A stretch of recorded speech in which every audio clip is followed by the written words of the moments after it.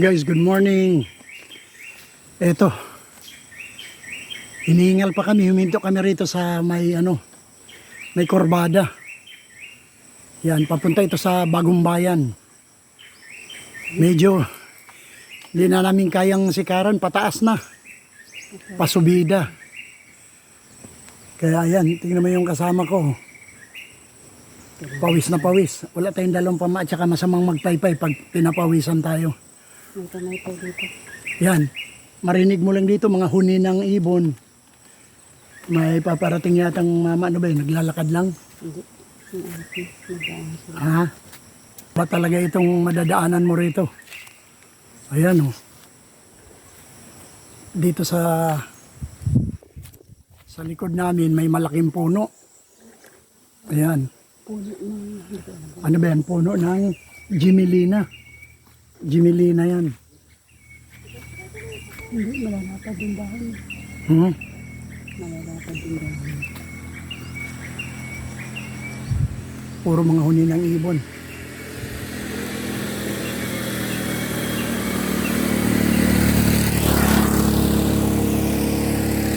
Doon may lumang mag-asawang nakamotor. Ang sarap ng ambience dito. Yung mahangin siya na hindi naman gumagalo ang mga dahon pero mafe-feel mo yung hangin na parang ang lamig sa katawan. Yan, ito yung kasama ko, ang aking collab. Yan, nagpahinga muna kami. Mahirap sumikad ng bisikleta pag paakyat na ganyan. Kaya ang ginagawa namin, walking naman. Kaya double exercise, walking at saka biking. Anong puno kaya ito? Mangga yata ito. Ay, hindi ba? Hindi, oo. Kundi Jimelina, parang palkata. Ito, langka ito sa kabila. Madalang ang nyug, ano? Baka doon sa looban. Yan, yun. Yan na yung, nainitan na yung, yung aking sidekick.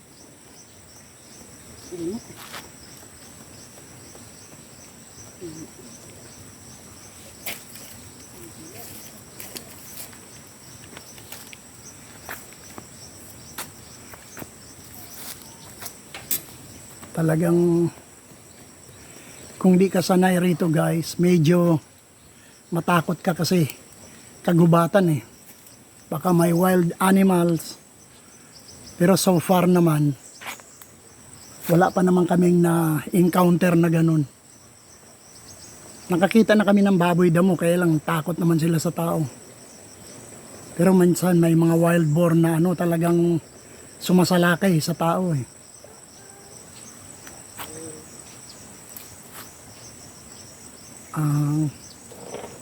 Mag-ama pala yun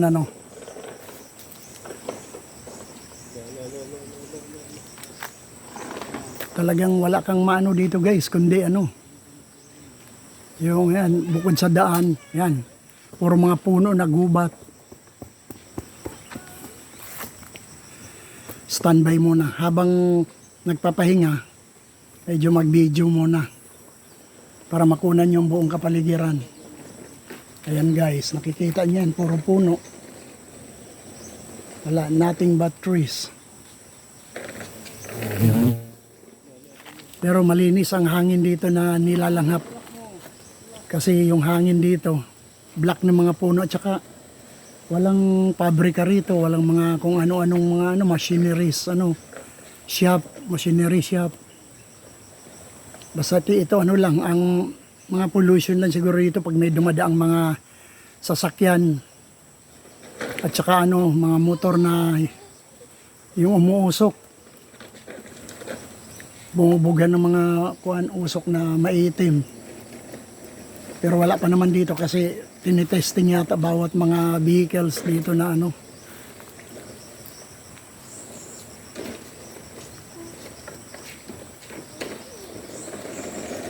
yan, may mga approaching na yon, mag-ama. Tsaka yung anak niya ng kotse, naglalaro ng kotse.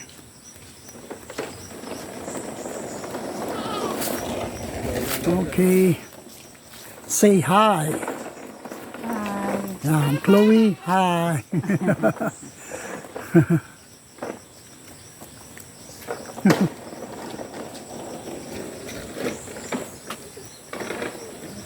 Diretso lang siya kasi pababa.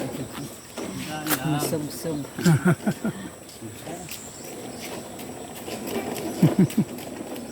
Say hi. Hi. Pagod ka na, be? Pababa. Pairam ng kotse mo. Ayan, may mga neighborhood, mga neighbors namin dito. Hello. Hello. Say hi. Ah. Marunong. Pagod ka na. Hello. Taga dyan din ba kayo sa ano? Santo Niño? Opo, dyan lang po sa baba. Ah. Sino pong ano, kamag-anak niyo dyan? Yung misis ko po, Torse po. Ah, si 14. Opo. Ah, kinatading. Ay, Opo. ano niya si Ate Jinky? Asawa ka ba ni ano? Jubel po. Ni Juby? Jubel Ay, po, Jubel. Jubel. Iba naman yun si Juby, no? Opo. Yung panganay. Jubel pala. Parang nakita kita sa FB nga. Sabi ko parang foreigner ah. Parang ano. Mukhang foreigner lang. Hindi, pero taga rito ka talaga o dayo ka lang? Hindi po. Taga bayan po. At dito, Bagong Bayan? I mean, Puerto. Sa Puerto. Sa syudad, oh. Pero dati kasi lumaki ako dito sa Purawan. Santo Niño din. Sa Apurawan. Yun. Linipat-lipat. Isa lang yan? Opo, isa lang. Ibig sabihin kanina pa kayo naglalakad. Opo, hanggang doon sa Ay, maganda. Bandang Bagong Bayan. Oo nga. Ay, nilakad nyo lang Bagong Bayan. Sige, nice meeting you. Okay. May alaga ka. Oh, Roda kay Boy, Roda. Kapatid ako ni Kuya Boy. Oh, sige, okay. Nice meeting you. Yun guys, ang biro mo kapitbahay pala talaga yon. Tsaka familiar pa yon. Jubel pala, asawa niya si Jubel. Iba naman yun si Juby. Hindi ka mag-anak ni si Jinky. Ate Jinky. Torse din yun eh. Oo. Si Ate Jinky. Hindi, baka yung Jinky, nag-asawa ng ibang ano. Kaya naging torse, baka hindi naman siya ano. Ah, Torse. Baka bulagi siya. Yung lalaki ang Torse. Oh, kaya nga. oh. Yan, kahit dito guys, biro mo, neighbor pala namin yun. Kasi dito ang neighbor mo guys, mga kalahating ano, hektarya, kasi hektarya ang lupa dito eh. Kaya pag next na lupa, halimbawa ilang hektarya, kasunod ng lupa mo, neighbor mo na yon. Nasa boundary ng ano mo. Kaya kita mo, Sa baba eh. oh, at least di ko sila nami-meet ngayon, na-meet ko sila dito. Masaya rin itong nagbabike-bike ka, at saka siyempre good health tayo lagi. Lalo na may edad na. Ikaw ilang taon ka na? Ikaw? Oh, yan. Hindi agad niya, hindi niya agad masabi, nag-iisip pa siya kasi bababaan niya eh. Kalahating century na ako. Kalahating century. Ikaw? How about you? 34 na talaga. Ayoko magsinungaling. 34? Are you sure of that? Ay, sure manicure, pedicure. Oh no. Oh, no. Hindi, 35 na talaga ang totoo. Oh 35. no, that's not good. Hindi, 35 na ang kalyo sa paa. Hi sa inyo mga 35 ka lang. viewers. Thank you so much Doblehin mo tayo. for supporting me and watching my premiere. Yeah. Last night may premiere kami, kaya lang hindi ako. Tomorrow pa ako, every Wednesday po ako. Kaya hi sa ating mga ano dyan. Motorista. Yan. Motor. Nalayo na nila. Tingnan mo siya, bata pa siya pero nag-hiking din siya. Kasi ano mag-boost ng energy ang hiking. Malapit ng Bagong Bayan. Kapag mag-sweat ka, malapit, galing na pala sila ron, biro mo sila, lakad lang. Tayo nakabike pa tayo. Pwede kaya namin. Why don't we proceed to Bagong Bayan? Okay. Oh, That's good. it's near na, malapit na yan. Kaya lang of course, may walking, may biking. Pag medyo pabahada, ride. Pag subida, yan, walk naman. Kaya magandang exercise at least. Nasisinagang ka ng araw. Maganda sa katawan nito guys. Dati hindi ko nagagawa ito sa Maynila. Kasi nakakulong lang ako doon sa bahay. Ngayon. Introvert kasi ako guys. Ayoko yung mga ibang nag-aabalahan tayo na wala namang kikitain. Dapat talaga yung pag-uusapan natin interesante.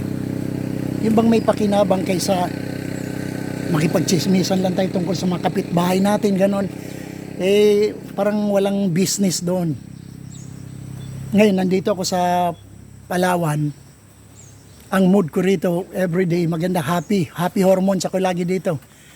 Lalo na ito, kasama ko ito, nagpapahappy ng hormones ko. Sariwa yung hangin. Mga sariwa ang hangin yan. Tsaka more on gulay. Yan dito. Swerte lang makatikim ka rito ng mga Honey. mga meat, Meat. pork meat, kaya chicken meat, bira, gulay talaga dito. Gulay, most of the time. Yan, katulad nung nakikita niyo sa ibang vlog namin, nag-ano kami ng labong, langka, yan, puro gata yon. Yung iba naman, gisa.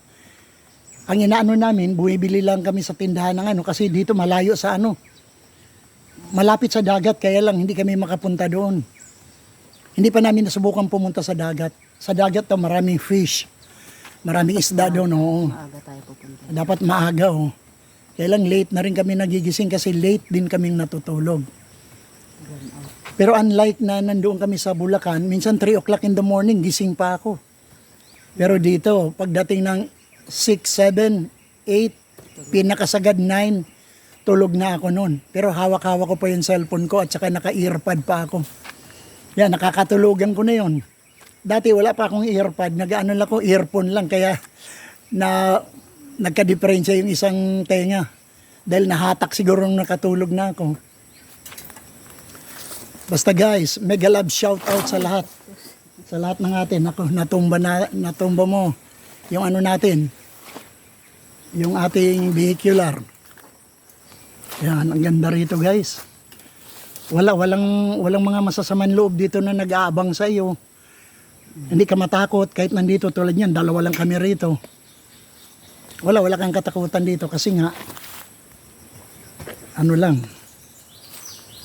Wala masyadong nagagawa rito.